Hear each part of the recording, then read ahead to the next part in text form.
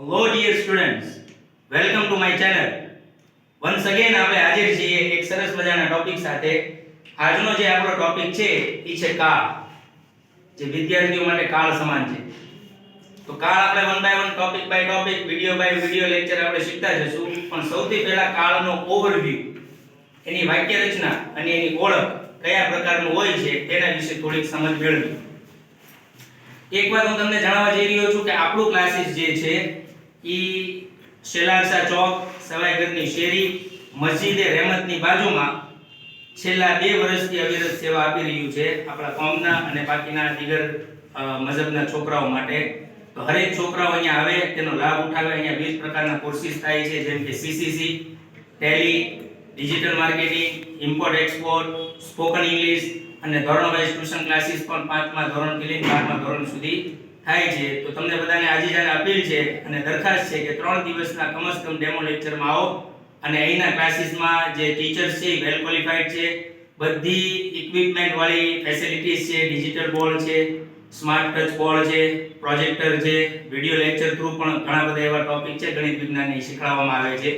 તો તમને બધાને ગુજારિશ છે કે અહીંયા 3 દિવસ ડેમો લેક્ચરમાં આવે. બહુ નોમિનલ અને બહુ નોર્મલ ફીસ છે, જેથી સામાન્ય માણસ પણ એને પહોંચી શકે અને તમારા બાળકોને શહેરના મધ્ય વિસ્તારમાં જ્યાં બચ્ચાઓ આવન જાવન આસાનીથી કરી શકે, આંબા ચોકની બાજુમાં પડે, શેલારસાની બાજુમાં છે, એકદમ સવાઈગરની શેરીમાં, તો દરેક વ્યક્તિ છે આપણી જગ્યાની મુલાકાત લે. તો ચાલો આપણે જોઈએ કાળનું એક રિવિઝન. અહીં તમે જુઓ છો છોકરાઓ કે 9 કાળ ના એક વાક્યો લખેલા છે. તો હવે આપણે જોઈશું કે કાળ જે મુખ્યત્વે છે એ 3 છે. કેટલા છે? 3. એમાં એક છે વર્તમાન કાળ, એક છે ભૂતકાળ અને એક છે ભવિષ્યકાળ. વર્તમાન, ભૂત, ભવિષ્ય મુખ્યત્વે 3 કાળ છે. દરેક કાળમાં પાછા 4 કાળ છે. આમ જોવા જઈએ તો કુલ 12 કાળ છે, પણ ગણવાની દ્રષ્ટિએ આપણે 9 કાળ શીખશું. દરેક કાળમાં 3 કાળ આવશે, પેટા પ્રકાર. દરેક કાળમાં 3 પેટા પ્રકાર આવશે.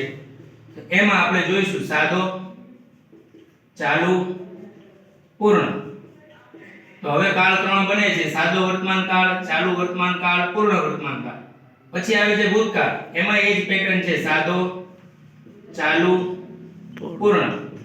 અને ભવિષ્યકાળ, એમાં પણ એ જ પેટર્ન છે: સાદો, ચાલુ, પૂર્ણ. આ રીતે જોઈએ એટલે 9 કાળ આપણા સંપૂર્ણ થાય છે.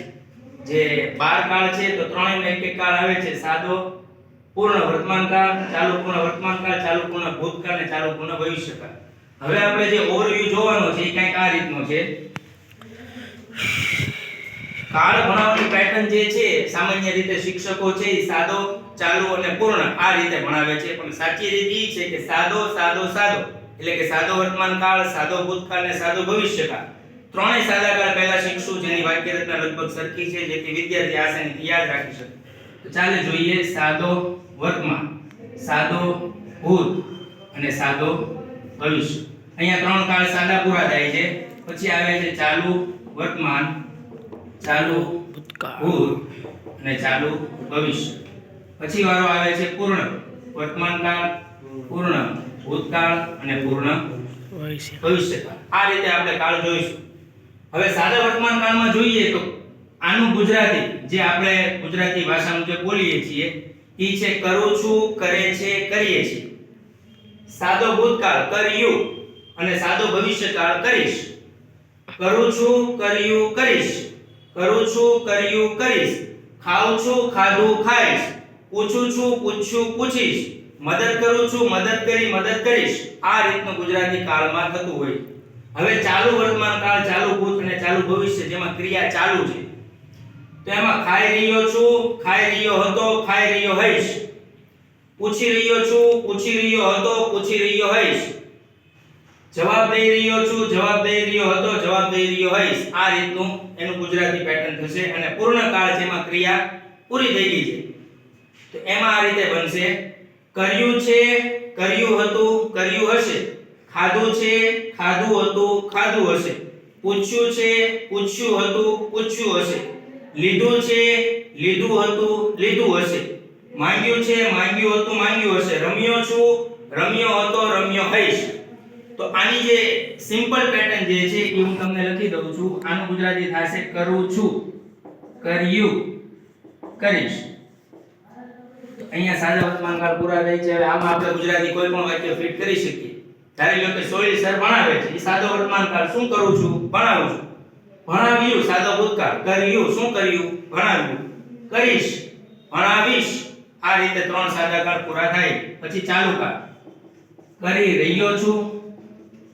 જો ક્રિયા શરૂ છે, કરી રહ્યો છું, અહીંયા આવશે કરી રહ્યો હતો,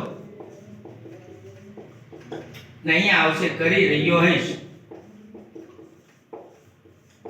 તો આપણે અમુક વાક્ય આમાં ફિટ કરીએ. કરી રહ્યો છું, હું ભણાવી રહ્યો છું, જે ક્રિયા ચાલુ છે. હું ભણાવી રહ્યો હતો, તો ક્રિયા ભૂતકાળમાં શરૂ હતી.